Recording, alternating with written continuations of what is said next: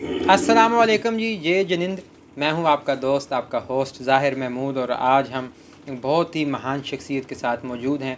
हमारे साथ मौजूद हैं इंडिया से आए जैन मत के बहुत बड़े गुरु जी, धर्माधुरंधारा जी महाराज। तो हम इनके साथ मौजूद हैं यहाँ पर और इनसे जानेंगे कि ये क्यों आए हैं यहाँ पर, और ये पैदल सफ़र करके इंडिया से पाकिस्तान में आए हैं। लाहौर में इनके साथ एक पूरा वफ़द है। यहाँ से ये पैदल सफ़र करके गुजरांवाला जाएंगे, फिर उसके बाद ये थरपारकर में जो जैन मत के मंदिर हैं, वेरावा के गुड़ी मंदिर, ये उन सारों को विज़िट करेंगे।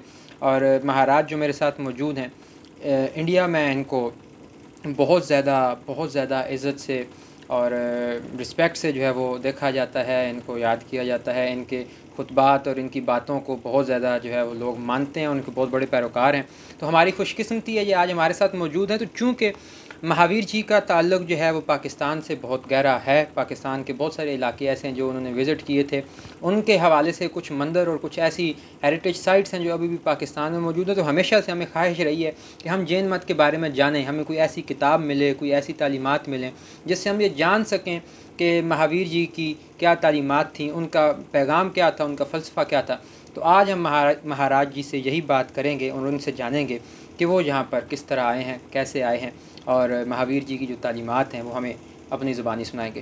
तो जय जिनेंद्र महाराज, कैसे हैं आप? मैं बहुत अच्छा हूँ, स्वस्थ हूँ। और आप जानना चाहते हैं कि हम यहाँ क्यों आए। बात ऐसी है कि लगभग 127 वर्ष पहले गुजरांवाला में हमारे गुरु जी महाराज, जो कि पंजाबी थे, जिनका जन्म लहरा गांव में हुआ था, उनका स्वर्गवास यहाँ हुआ। और यहाँ पर उनके प्रमुख शिष्य ने यहाँ पर उनका समाधि मंदिर बनवाया। समाधि मंदिर में हमारी इच्छा थी कि हम अपने गुरु जी के दर्शन करते, परंतु हमको यह भी पता था कि वहाँ पर जो गुरु जी ने स्थापित की थी चरण पादुका, वो वहाँ पर नहीं है, वह लाहौर में है, लाहौर के म्यूजियम घर में है। तो हमने सोचा कि वहाँ जाने से पहले हम लाहौर जाएं, ताकि वहाँ पर जाकर के गुरु जी के श्री चरणों की हम वहाँ पर कल्पना कर सकें। इसलिए हम लाहौर आए और लाहौर में हम कल भी गुरु जी के श्री चरणों के पास उनको वंदना करने के लिए गए थे, आज भी गए। और हमने वहाँ पर बैठ करके गुरु मंत्र की आराधना भी की, गुरुओं के द्वारा दी गई आराधना भी की।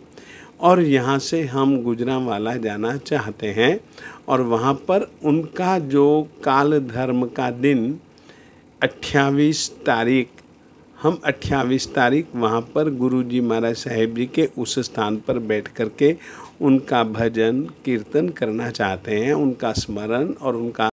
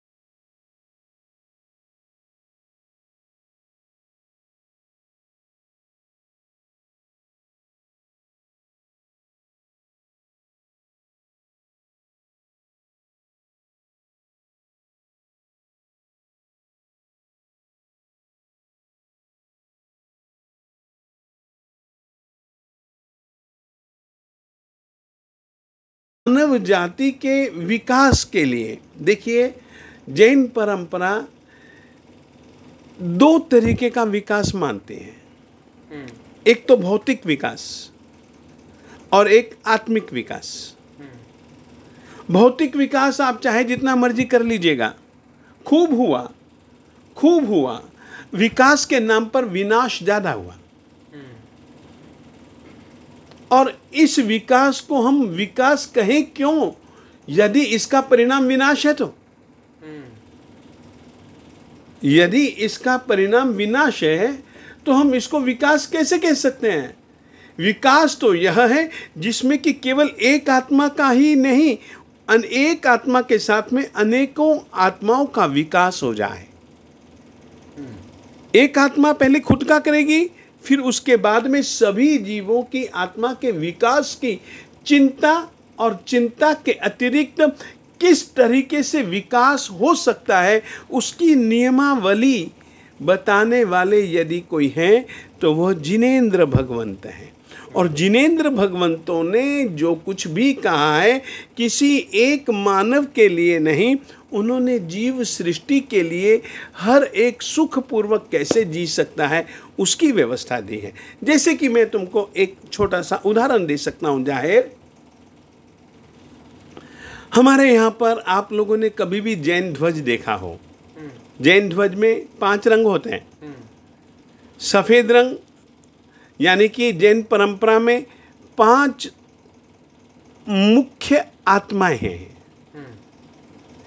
एक को हम अरिहंत कहते हैं, दूसरे को हम सिद्ध कहते हैं, तीसरी प्रकार की विशिष्ट आत्मा को हम आचार्य कहते हैं, चौथी प्रकार की आत्मा को हम उपाध्याय कहते हैं, और जो 5वें प्रकार की जो आत्मा है उसको हम साधु भगवंत कहते हैं। अरिहंत का रंग सफ़ेद है, सिद्ध का रंग लाल है, आचार्य का रंग पीला है, उपाध्याय का रंग हरा है, और साधु का रंग काला है। जैन धर्म में इन 5 को हम परमेष्ठी भगवंत कहते हैं, और इन 5 परमेष्ठी भगवंतों की ही जिन धर्म में, जैन धर्म में प्रमुखता है। हम लोग इन्हीं को ही परमोच्च मानते हैं, हम लोग इन्हीं को ही पूज्य मानते हैं। तो 5 रंग के ध्वज के नीचे एक छोटा सा सूत्र लिखा रहता है, वो जैन परंपरा का पूरी की पूरी जीव सृष्टि, पूरी की पूरी सभी के सभी, चाहे वे जीव छोटे से छोटे हों। जैन परंपरा पृथ्वी, जल, आग, वायु, आकाश, वनस्पति, आकाश तो चलो नहीं, आकाश में पाए जाने वाले, आकाश के तले पाए जाने वाले, जिनमें एक ज्ञान शक्ति हो, उन सबको हम लोग जीव कहते हैं। जीवों का जीवन कैसे टिका रह सकता है उसको लेकर के एक बहुत सुंदर सूत्र है, परस्परोपग्रहो जीवानाम। जीवों की यह एक आत्मिक प्रकृति है कि परस्पर उपग्रह करना, एक दूसरे के ऊपर उपकार, एक दूसरे का सहयोग, एक दूसरे के विकास में, एक दूसरे के जीवन जीने के लिए सहायक बन करके जीना, यह जीव मात्र की प्रकृति है और जीव मात्र की प्रकृति होनी चाहिए। इसीलिए यह सूत्र है। और जीवों के विकास के लिए प्रमुख रूप से जो व्यवस्था दी जीने की, कि यदि तुम इस रीति से जियोगे तो तुम्हारी आत्मा का विकास भी होगा और दूसरे जीवों को भी सुख होगा। जिएंगे हम दूसरों के सुख के लिए। एक ऐसी सुंदर सी जीवन व्यवस्था, आत्मा के उत्कर्ष की व्यवस्था बताने वाले जिनेंद्र परमात्मा हैं। जैन परंपरा मानती है कि एक निश्चित काल के अंतर्गत वे 24 होते हैं। 24 होते हैं।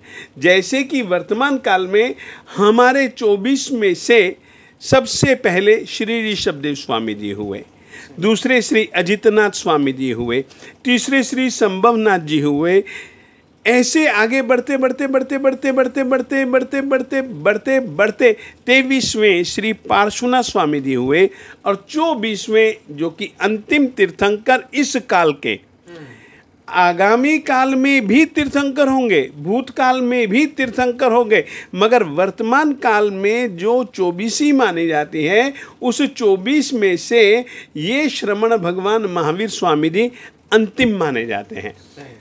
जैन परंपरा ऐसा नहीं मानती है कि इन्होंने जैन धर्म की स्थापना की, ऐसा नहीं मानती है।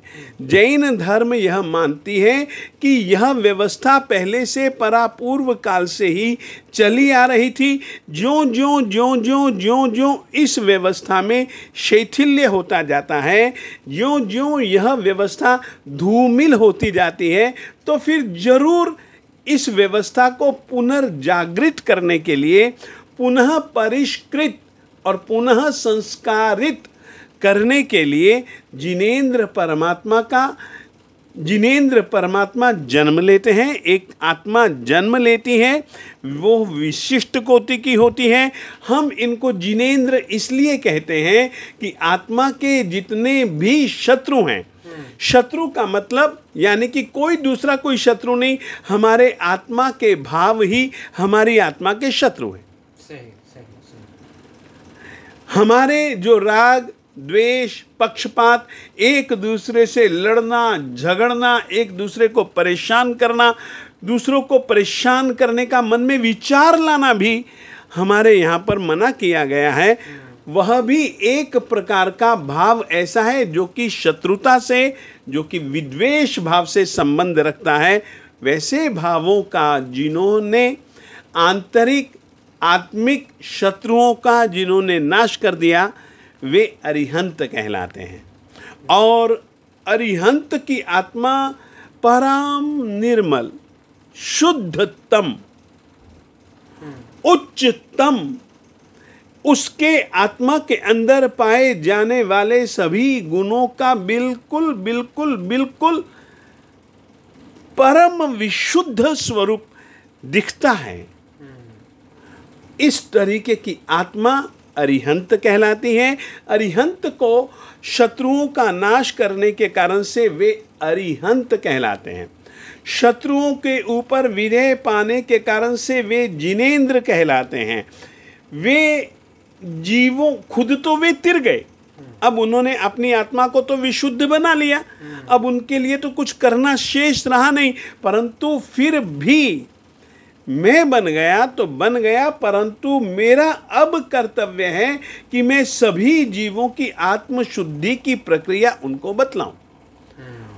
जिस तरीके से मैंने अपनी आत्मा का परम उत्कर्ष सिद्ध किया, उस तरीके से ये सभी के सभी इस सृष्टि में पाए जाने वाले छोटे बड़े जितने भी जीव हैं, वे भी आत्मा की परम उत्कर्ष स्थिति को, परम विशुद्ध स्थिति को पालें।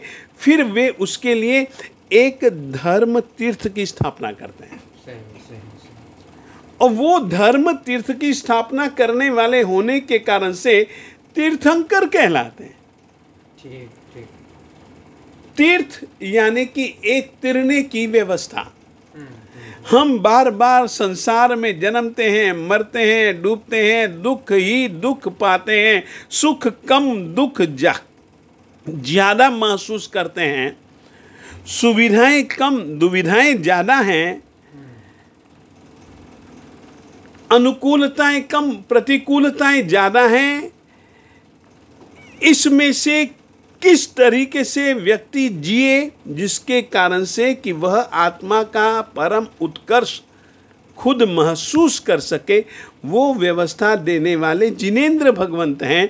उनकी उस व्यवस्था को जीने वाले, मानने वाले, उस व्यवस्था पर श्रद्धा रखने वाले को हम लोग जैन कहते हैं। और जैन धर्म एक ऐसी व्यवस्था है जो कि हर एक जीव, जो कोई भी उस व्यवस्था का पालन करेगा, निश्चित रूप से उसकी आत्मा बिल्कुल बिल्कुल बिल्कुल भिन्न, बिल्कुल जुदा उसको कोई ज़्यादा मतलब नहीं, न मोह से, न माया से, न ममता से, न राग से, न द्वेष से, न क्रोध से, न लड़ाई झगड़े से।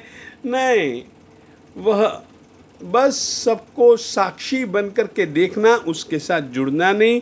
राग द्वेष जुड़ने की प्रकृति है।